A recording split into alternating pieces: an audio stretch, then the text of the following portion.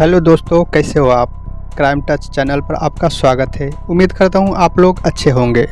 दोस्तों, एक समय था जब मुंबई में कई सारे डॉन थे और सभी जुर्म की दुनिया में सने हुए थे।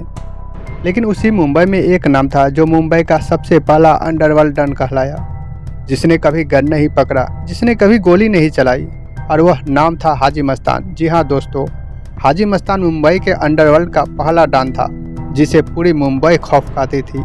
दाऊद और पठान गैंग को एक करने वाला हाजी मस्तान नामी माफिया वर्दा को भी अपने इशारों पर नचाता था।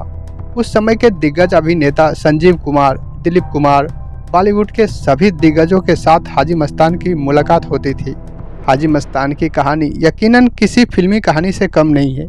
बचपन बेहद गरीबी में गुजारने वाला मस्तान जब अमीरी की सीढ़ियां चढ़ा तो ऐसी ऊंचाई पर पहुंचा जहां तक पहुंचने के लिए किस्मत की देवी का बेटा बनना पड़ता है। और शायद हाजी मस्तान के लिए ये बात सही थी।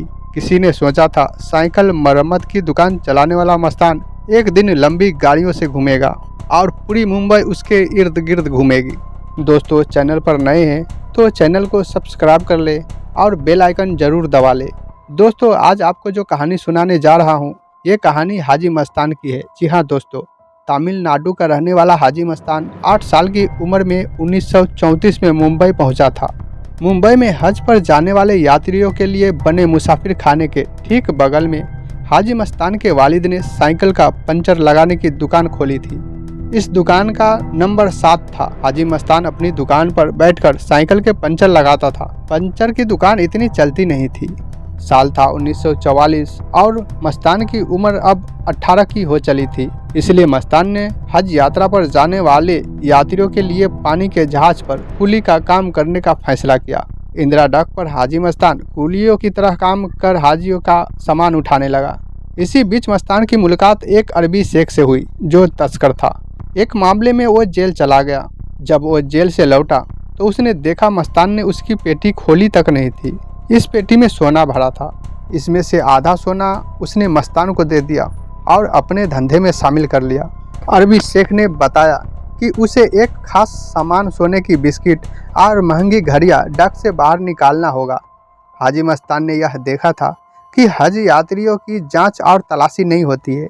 जहाज से उतरने के बाद हाजी सीधे बाहर निकल जाते हैं। इसके लिए मस्तान राजी हो गया और सामान निकाल लाया। कई बार सामान निकालने के बाद शेख और मस्तान की दोस्ती हो गई।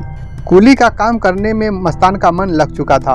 उन दिनों विदेश से आने वाले लोग महंगी घड़ियां, सोना चांदी व अनेक कीमती सामान लेकर आते थे, लेकिन सामान पर लगने वाला ज़्यादा टैक्स मुसीबत होता था।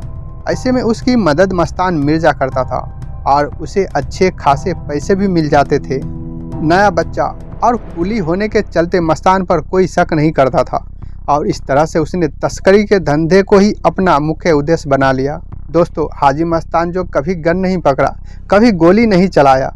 हाजी मस्तान ने सोने की स्मगलिंग के जरिए शुरुआत में पैसा कमाया और मुंबई के अंडरवर्ल्ड का पहला डॉन बना। हाजी मस्तान के साथ कई और कुली भी सोना चांदी की तस्करी में जुट गए। हाजी मस्तान के साथ अशरफ रहमान उर्फ लल्लू और मोहम्मद नूर उर्फ नूरा भी सोने चांदी की तस्करी करते थे। जब भी जिद्दा से सोना आता था, मस्तान के लोग नूरा की एम्बेसडर कार नंबर 28 में सोना चांदी रखकर बाहर निकल जाते थे। करीब 20 साल तक सोने चांदी की स्मगलिंग करने के बाद साल 1970 में हाजी मस्तान ने बहुत पैसा कमा लिया था। हाजी मस्तान ने हज यात्रियों के लिए बने मुसाफिर खाने के ठीक सामने 8 और 9 नंबर की दुकान खरीद ली। इन दुकानों में हाजी मस्तान ने एक क्लब बनाया जिसका नाम रखा डायमंड क्लब। कुछ समय बाद हाजी मस्तान डायमंड क्लब से ही अपना साम्राज्य चलाने लगा। डायमंड क्लब में मुंबई के सारे बदमाश जुआ खेलने आते थे।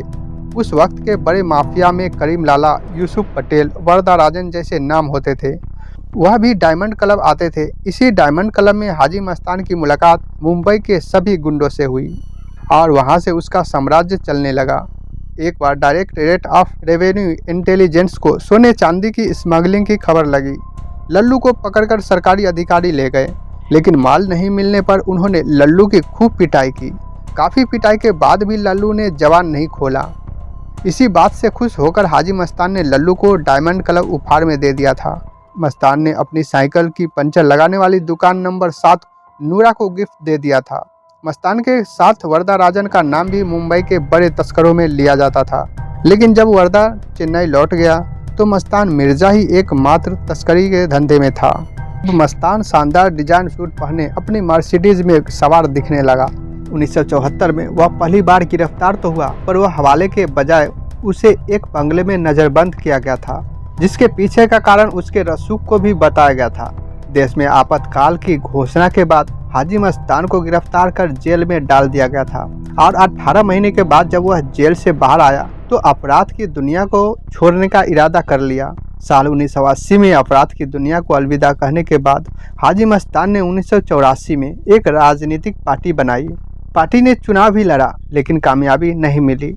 जिंदगी के आखिरी वक्त में मुंबई का सबसे पहला अंडरवर्ल्ड डन और खुफिया तस्कर अपने परिवार के साथ रहा और साल 1994 में हाजी मस्तान मिर्जा की दिल का दौरा पड़ने से मौत हो गई। दोस्तों, इस पूरे घटना पर आपका क्या राय है, कमेंट बॉक्स में ज़रूर बताएं। मिलते हैं फिर अगले वीडियो में। आप लोग अपना ख्याल रखें, सुरक्षित रहे।